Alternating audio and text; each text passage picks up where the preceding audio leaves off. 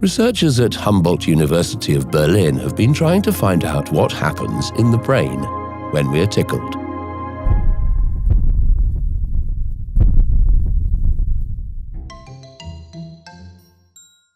In 1999, scientists found young rats also vocalize when they're tickled. Are they actually laughing? What does a rat's voice sound like? The typical hearing range of a human is 20 Hz to 20 kHz. Rats vocalize at 20 to 100 kHz. They make long calls at 22 kHz when they're scared or annoyed. And when they're happy, they make short calls at 50 kHz, for example, when they interact with other rats, and they are given food.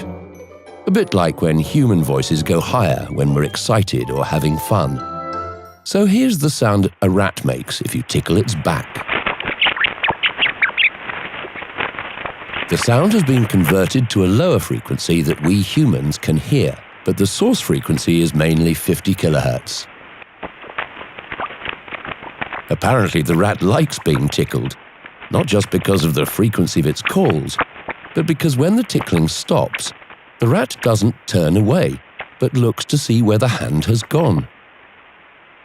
Rats recognize the researcher's hand as their playmate and approach the hand to be tickled more.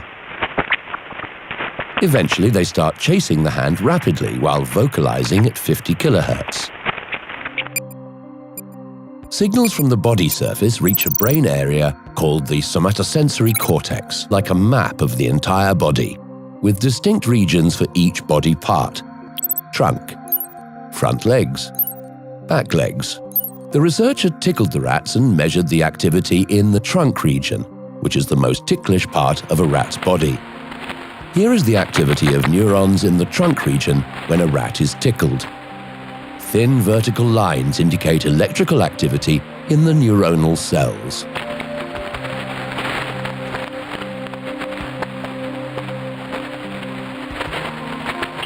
Signals from the trunk are being sent to this brain region.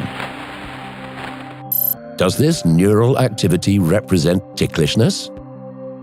If it is the case, activation of these neurons without actually tickling the body must be enough for the rat to feel ticklish. To test it, the researcher stimulated the neurons electrically.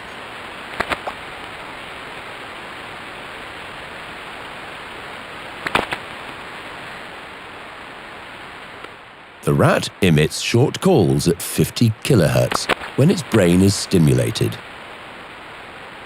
Thus, the researcher found out that ticklishness is represented by activity of the neurons in the somatosensory cortex. I am worried that a lot of these guys are disappearing, and nowhere else on Earth does this organism exist. You have to go to the backs of valleys or distant ridge lines or isolated mountain ranges.